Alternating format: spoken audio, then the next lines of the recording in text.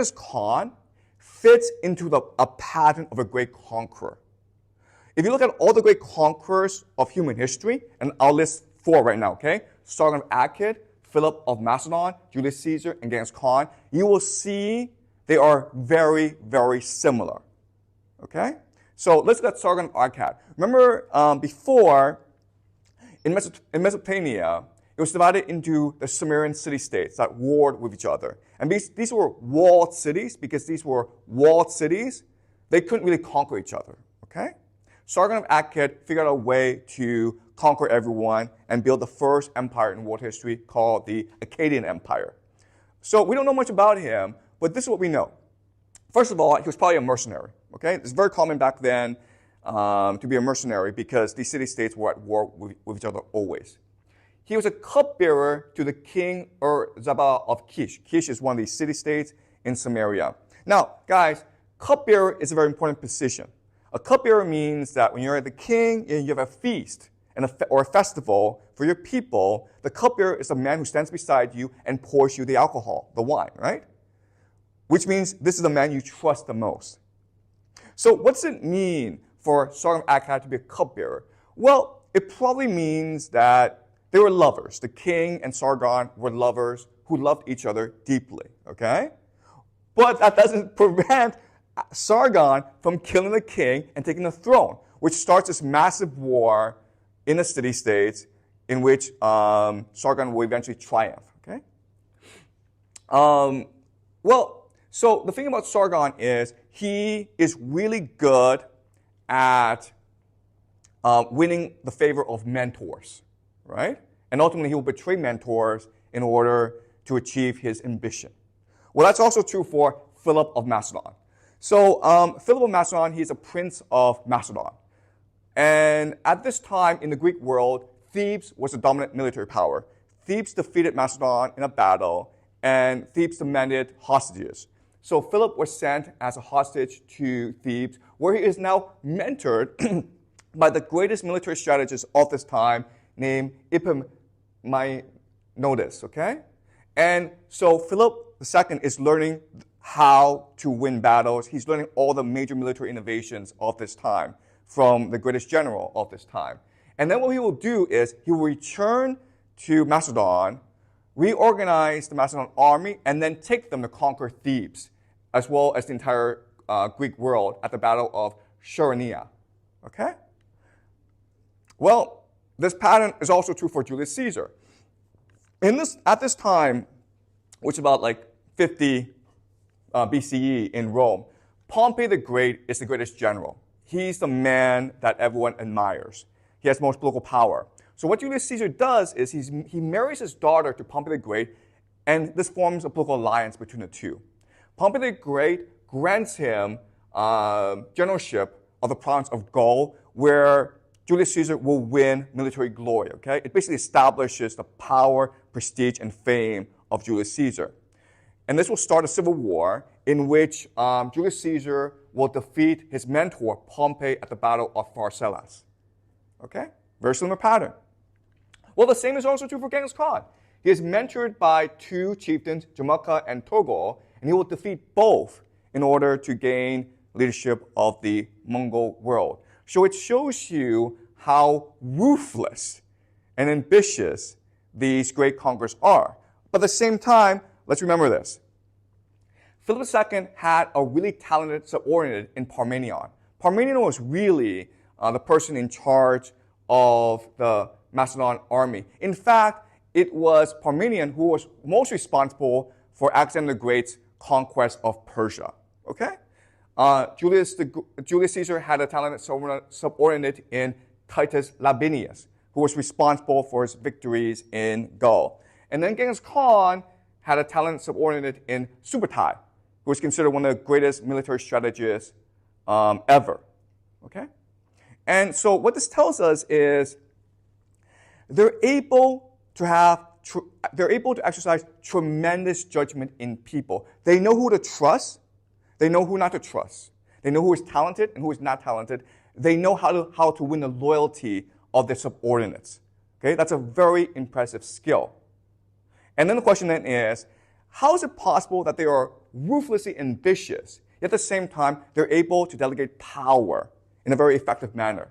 And the answer is, they all believe they have a divine mission. Their goal is not to conquer the world. Their goal is to change the world for the better, as demanded by the gods.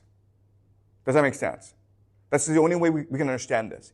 Each in their own way believe they are the Messiah, sent by the gods to shadow the world so that it can be built anew. Okay? And that's what drives them to kill their beloved. And that's what drives them to do what they do, okay? All four, ultimately, they are able to conquer the world because they develop a professional, meritocratic, and innovative army, okay? What does professional mean? It means that, look at Sargon the Great, Sargon of Akkad. At this time, there were no professional soldiers. Most people were farmers, and you only fought off-season, okay? You might fight 2-3 months of the year. Sargon of Akkad was the first to say, nope, we'll have professional soldiers. Everyone else will pay taxes in order for me to pay my professional army, but these are professional soldiers. They are full-time soldiers at war, okay? Meritocratic means the system before was the nobility always had a priority. The nobility was always right. And Sargon of Akkad made the system more open and fair and meritocratic. So if you were talented and you were brave, you could rise within the ranks of the army regardless of your heritage and your background. Innovative means they were always adapting and learning. So Sargon of Akkad was able to conquer the Sumerian city-states, which again were walled, by adopting siege warfare, which was unheard of before. Okay? And the same is true for Philip, Julius Caesar, and Genghis Khan. Right? So again, Genghis Khan fits into a pattern here of what these great conquerors look like. Does it make sense to you guys? Any questions so far? All right, let's continue. Okay, so now I want to discuss why the Mongols did what they did. Okay? Why did the Mongols commit so many atrocities? What was the logic or reasoning behind their brutality? All right. In order for me to do so, I'm going to introduce to you today a new analytical model called game theory. Okay? The idea of game theory is this. All human interaction can be perceived as a game in which at least two people are playing, and they're trying to defeat each other. Okay? So, for example, let's just say, these two guys are fighting each other. Okay? They want to kill each other. Now, according to game theory, each person has a distinctive optimal strategy. Okay? It's called optimal strategy. Optimal strategy is, given the constraints of your circumstance, what is the best way for you to win? Okay, so if you're the big guy, okay, this is the big guy, he wants the game to be fair, which is like, let's just arrange to fight at a certain time, and we'll fight, okay? And he wants to use this strategy because he is most likely to win. But if you're this guy, a small guy, right, let's call him A, and you're fighting B, you don't want to do that because you're bound to lose. So what you do is you figure out a time when B is most vulnerable. Maybe when he's asleep or he's eating, and you attack him then, okay? You basically have to cheat in order to win. So each individual has a distinctive optimal strategy, all right? Now, this sounds easy, but it's not, because often there are multiple players in the game, okay? So you have C and you have D. And when you have multiple players in the game, you have to think about alliances and coordination, okay? So it's possible that A and D will form an alliance to attack B, which will force B and C to form an alliance, okay? But once maybe C and B kill off D, then A and C will form an alliance to kill off B, okay? So what this tells us is not only does each person have an optimal strategy given the constraints of the game, but this optimal strategy will change according to the circumstances. All right? Also, what's important for us to remember is that there are always these external constraints. External constraints might be just weather or weapons or whatever, okay? So game theory sounds easy, but it's extremely complicated because you always have to switch perspective in order to better understand why this person is doing what he or she is doing. Okay? Does that make sense? All right. So let's look at game theory and apply it to the Mongols. Okay, remember, the Mongols are a borderland people and they're fighting empires. And remember, if you're a borderland, okay, borderland empire, you have three distinct advantages. Okay, you have energy, you're open, and you're opportunistic. Okay, these are the three advantages that you have as a borderland people like the Mongols. As an empire, your three advantages are mass, you have a lot of people. You have organization, you have depth. Okay? So it seems, so again, given the strengths, it is not that easy to determine who will win. Okay? But we're trying to figure out the mentality of the Mongols. Okay? We know the Mongols have these three strings, and they're trying to defeat the empire, which has these three strings. At the same time, we have to remember the Mongols themselves have three fundamental weaknesses that they must compensate for if they are to win. Okay? So let's go over their major constraints. The first constraint that they have is extremely low population. Okay? There are not that many of them. In fact, they're often outnumber 100 to 1. And so that's a major constraint. When Genghis Khan was alive, at his height, he had anywhere between 100,000 to 200,000 troops. Okay? The second constraint is the idea of distance and geography. What I mean by that is the Mongols had to fight over huge territory because Central Asia is a huge land, right? And this is problematic because of supply issues. Supplies. What this means is, if you're the Mongols, the thing that you cannot ever fight is a war of attrition. A war of attrition just means a long war in which you're trying to deplete the other person's resources. If you're the Mongols, the worst thing that can ever happen to you is if you're stuck in a war of attrition. If the siege is too long or the war lasts for too long, okay? Because eventually you'll run out of soldiers. So that's what the Mongols fear the most, okay? So distance. The last thing, this is really important, is governance. Governance just means the Mongols are nomadic people who do not know how to govern other people. So they don't be stuck in a situation where they're forced to govern other people. Okay?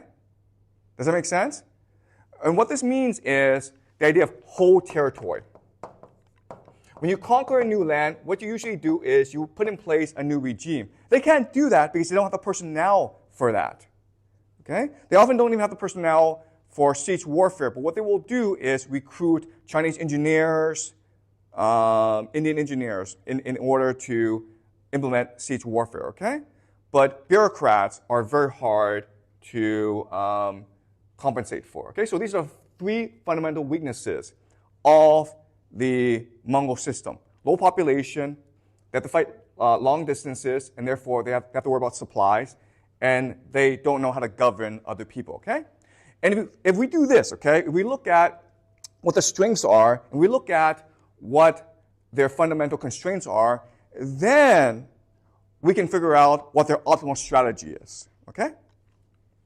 So this is the optimal strategy for the Mongols.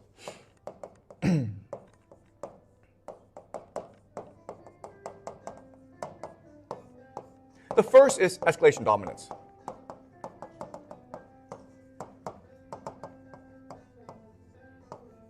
Okay, escalation dominance is this, okay? There's a concept in political science called escalation ladder. The escalation ladder, I mean, it's a very simple concept. It means like violence always escalates. So for example, I get into an argument with someone, okay? Well, what first happens is we start to argue, but then eventually this argument becomes much more heated and we start to push each other, okay? Then I might throw a punch, he throws a punch back, then I might bite him, he might bite me back, I might pull out a knife, he might pull out a gun, okay? This is called escalation ladder, okay? Violence has to happen over time, okay? And this is fine, but the problem is, what if you're fighting multiple people at once, right? So what you want to do is show other people that you are more dominant, okay? So if you insult me, I'll put a gun on you and I'll shoot you, okay? That's the idea of escalation dominance. I always have the capacity to inflict more damage on you than you could ever possibly inflict on me, okay? And that's why the Mongols did what they did. So what would often happen is the Mongols would send a trade delegation to a nation to negotiate a trade deal. And the nation, usually in Central Asia, they would kill all the delegation in order to insult Genghis Khan. In response, Genghis Khan would send his army to destroy the entire city, burn down the city, and kill everyone, okay? This is the idea of escalation dominance. You have to prove escalation dominance if you are to be a viable threat to everyone, okay? So that's the first idea, escalation dominance. Second idea is the idea of terror, or what we call psychological warfare.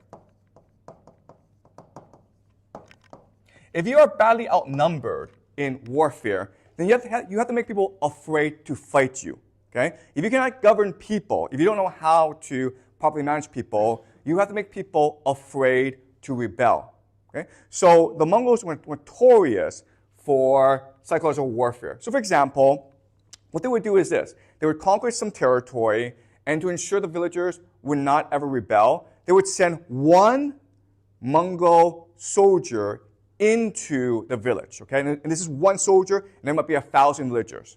And then what this Mongol soldier will do is randomly kill some villagers. He'll say, hey, you guys come over here, line up, and he starts killing people randomly, okay? And if the villagers ever rebel and kill him, then the Mongols will come and kill everyone in the village, all right? So that's the idea of psychological warfare. But the Mongols do this to themselves as well, okay? So the Mongols have a system where units are divided into units of 10, okay? So 10 soldiers, and then these 10 soldiers times 10 will make up a unit. So what would happen is this. If ever in a battle, one soldier ran away from battle, all of the people in these units would be executed, okay? But if one unit ever ran away, then the next unit, 100 of them, would all be executed. Okay? So this gives everyone an incentive to make sure your fellow soldier does not run away. Okay? So the Mongols had psychological warfare not just for other people, but also for themselves. And that's just the way the Mongols fought. And they had to fight like this, given the fact they were greatly outnumbered. And they had to win quickly against their enemies. Right? Does that make sense? Okay? And the last thing, which is the most important, is they had to create an aura of inevitability and invincibility. At this time, people were literally telling people, these Mongols are not human. They are demons. They have come from Tartarus. And that's where we get the name Tartars. They have come from Tartarus, hell, in order to kill everyone, okay? These are demons. Guess what, guys? The Mongols wanted this reputation, okay? They did everything they could in order to promote this reputation because it gave them an aura of inevitability and invincibility. They could not be defeated. There's no point in trying to defeat them. So let's just give up, okay? And most did. Most said, like, the Mongols were able to conquer so much territory so fast because they had this aura of inevitability and invincibility, and most people just gave up. They just paid tribute.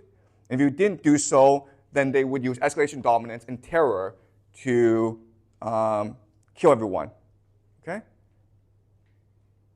And they would send refugees all around the world so everyone would know about the ferocity and brutality of the Mongols. Okay? Does that make sense, guys? So in other words, I hate to say this, but according to game theory, everything the Mongols did made complete sense. Okay? In fact, it's their optimal strategy. Okay? Given the circumstances, given the constraints, what they did was completely logical and reasonable, even though it resulted in the deaths of tens of millions of people. Okay? Does that make sense? All right. Okay, so now let's discuss why their empire collapsed. All right, so there's a fundamental weakness in the entire Mongol optimal strategy approach. It's a great strategy if you are trying to conquer other people. But when you're trying to govern them, okay, it's an issue. All right, so as we discussed, the Mongols are great warriors, like all steppe people, because of their cultural values. This is a culture, okay, that emphasizes three things. First is freedom. Second is egalitarianism, okay? And the third is self-reliance. Okay? So rather than think of the army as an empire or organization, it's more like a confederation. People choose to join this confederation because of the immense rewards that can be achieved through conquest. Okay? So this is a culture that values freedom, egalitarianism, and self-reliance, and therefore it makes great warriors. The problem, though, is the cultures they conquer were extreme hierarchies. All right, where you have maybe the emperor at the top, a bureaucracy, and then peasantry at the very bottom. So the vast majority were peasants. Okay? Now, I know this is hard for us to understand, but the reason why the Mongols were able to conquer these empires were almost a contempt for these empires. Does that make sense, guys?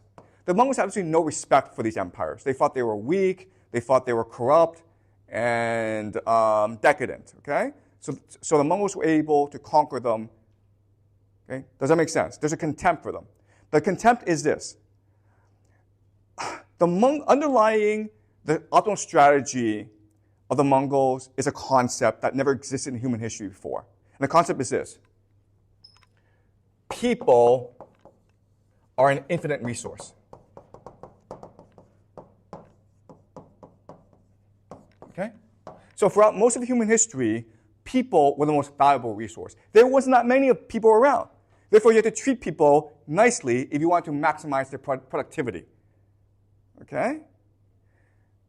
But where were the Mongols based? They were based in East Asia. They were based in China, basically. And in China, because of the empire, people were treated like an infinite resource. You could massacre them. You could send them off in human wave attacks. It didn't matter because they were an infinite resource. And this idea never existed before in human history. And in the Western world, this concept is radically revolutionary. It was unimaginable, like, you could do this. So remember, Julius Caesar, even though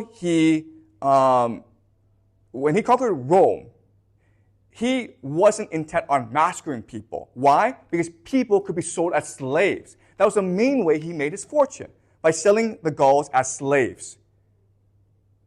Okay?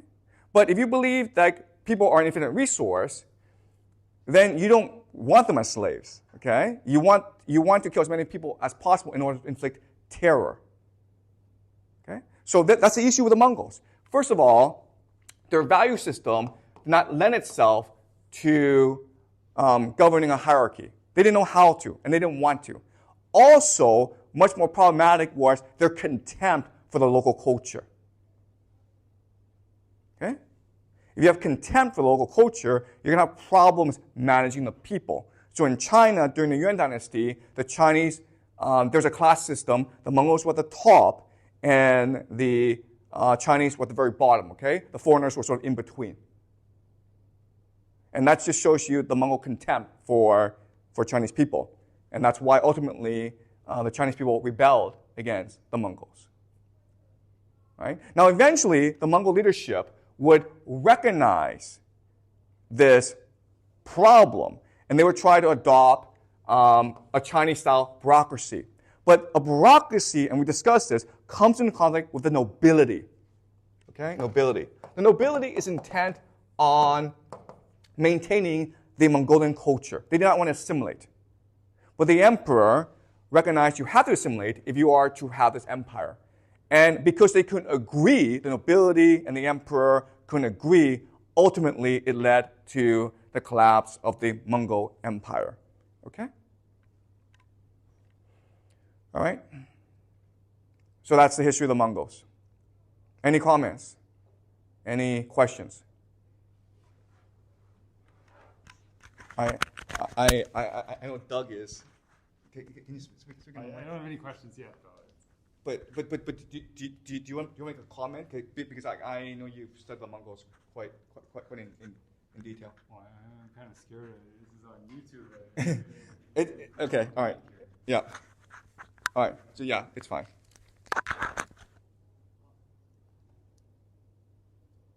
Okay. Any questions, guys?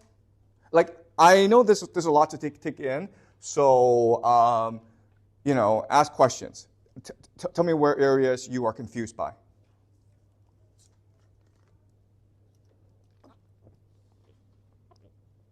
Okay, I got a question. Okay. So a few lessons ago, Yep. you talked about if there was a Viking university, you would definitely want to go to that. Yep. Right? And because like in the Viking world, it's all about freedom, equality, and self-reliance, right? Yep.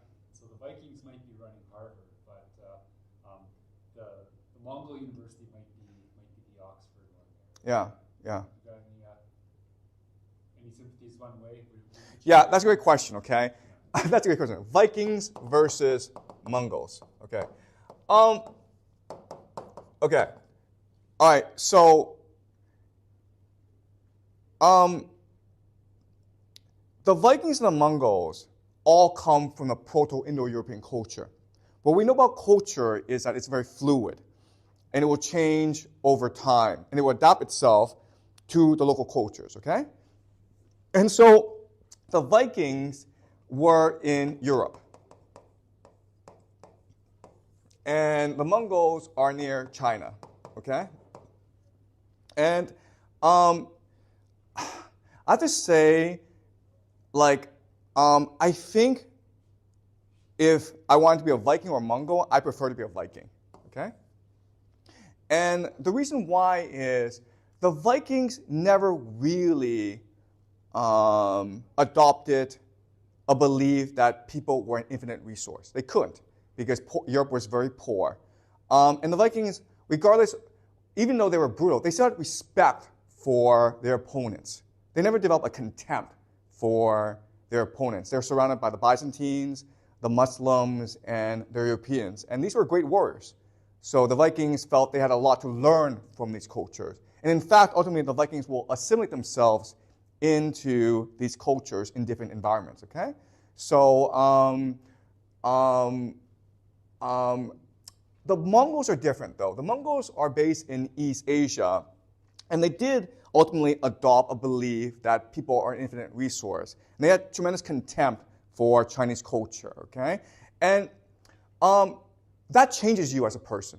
When you believe that people are an infinite resource and you are contemptuous of other cultures, it also, in a way, makes you contemptuous of yourself, if that makes any sense. Okay, and so ultimately that's why the Mongols were not able to, even though they had tremendous wealth, they didn't really produce cultural monuments. We don't have, like the Vikings, I mean, as I mentioned, the Vikings were fundamental development of Western civilization. The Mongols were not fundamental development of any civilization. I mean, they caused a lot of havoc, and they were great conquerors, but they didn't leave a rich cultural legacy. So, and I think it has to do with the belief, like, people are an infinite resource, okay? So I would much prefer to be a Viking. I would much prefer to be enslaved by a Viking than a Mongol. Like if I were a slave, I would much rather be a slave to a Viking than a Mongol, okay? If I were a slave to a Viking, then the Vikings would at least become my friend. They'd be like, hey, tell me about your culture, or any stories that you can tell us, okay? And if you're a great storyteller, then they would make you, they would treat you very, very nicely because you're helping them learn more about your culture, okay? The Mongols had absolutely no interest in other cultures. They were interested in conquering and exploiting other people, all right? I could be wrong, all right? And I'm probably making these crass generalizations, but I believe with the Vikings, there's a general curiosity about the world that comes from a general respect of other cultures. Whereas the Mongols were not curious about the world, they were intent on conquest and enslaving other people and exploiting other people. Okay, they were predators. And again, that could be my prejudice, but based on my readings so far, that would be my belief. But please change my mind. Sounds good. Okay. All right. Thanks for the question. Okay, great question. And any other questions? You mentioned that in the Mongol culture, they don't have a lot of people, right? So population, okay? So the Mongol population is loosely defined, okay? Do you understand? It's hard to say who's Mongol and who's not Mongol because that entire area has a similar culture, and it's very hard to figure out where the borders are, okay? Like, you mentioned that it's a limitation for them that they have no population. yeah. Then why would they believe that people are an infinite resource? Okay, great question. Okay, yeah.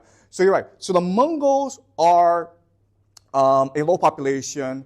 So why would they believe that people are an infinite resource? And the answer is because they are always in contact with China. Okay, so the Mongols were always in contact with China, and as I mentioned, the interaction happens in three ways. Okay, the Mongols are working as either mercenaries for dynasties in China, or they are trading. Okay, or they're raiding and pillaging. Okay, so for centuries there's been contact between China and the Mongols. So where did the Mongols learn the idea that people are an infinite resource? Well, they learned it from China. Right? And why did they learn from China? Because Chinese warfare was also predicated on the belief that people were an infinite resource. Does that make sense? So basically the entire idea of warfare in China is I organize this peasant army, I throw it at my opponent, okay? And if my entire army dies, guess what? I'll just go and I'll raise another peasant army and throw it at my opponent again. Okay? It's like human wave attacks. Okay, we call this human wave attacks. This was pioneered in China, okay? And the Mongols just took it and used it everywhere else. Right? So if you're the Mongols and you're fighting this enemy and they're just throwing these peasants at you and you're killing them all, but no one cares because then like a month later another peasant army comes at you, okay? You quickly adopt the idea like people are an infinite resource.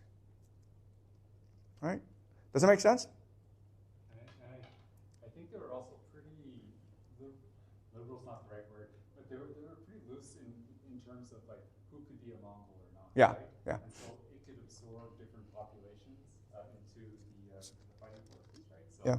You could take Chinese people in, you could take different Turkic people in, you could take Persians in, and That's right. Yeah.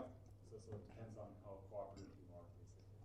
That's right. Yeah, the Mongols were a very open society. Like if you had a benefit to their society, and so for example, if you're a Chinese teacher or a Chinese scholar or a Chinese engineer or a Chinese merchant, they would quickly assimilate you, okay? And then they would kill everyone else. Okay, so they're a pretty open society. Okay, so does that make sense? Okay, great. Any more questions? So like I'm curious about you mentioned the structure of like Proto-Indo-European ethnic structures. Yes. And like in different cultures they are basically the same structure. So did people like make this structure intentionally or it's just coincidence? Okay, great. Okay, all right. So let's talk about mythology. All right. So again, if you actually study mythology, what you recognize is there's a structure that's very similar across many different cultures, right? So if you look at Greek, if you look at Roman, Norse, Mongolian, okay, and I could go on and on and on. There is a very similar structure, even though the characters might be different, okay? But it's a mythology that celebrates violence and individualism as a way to remake the world, okay? It celebrates strength, individualism, violence. So why is that the case? And it's about culture, cultural values. So as I discussed in this class, cultural values are the most persistent part of who you are. Why? Because it's part of your subconscious, okay? There's a conscious you, and there's a subconscious. And ultimately, you are your subconscious. And subconscious is composed of your cultural values. Okay? This is the essence of who you are. So even though the Proto-Indo-Europeans, they were going into different environments, and they were assimilating themselves into different environments, and they look physically different, culturally, subconsciously, they shared a similar value system. And this value system will then go on to inform the way they perceive the world, their worldview. And this worldview will then manifest itself through mythology, which will eventually become literature. Okay? Okay? Does that make sense? So they might have changed clothes, they might have changed their hair color, but their soul was still Proto-Indo-European. Okay? And the same is also true for language. And that's why so many words repeat themselves in different languages, okay? All right? Does that make sense? Okay, great. Any more questions? I got one when the camera's off. You don't want this one. Okay, all right, okay, great. So next class, we will go back to Europe. We will do the Crusades, which will then take us to the Renaissance and the Reformation and the Silent Revolution, okay?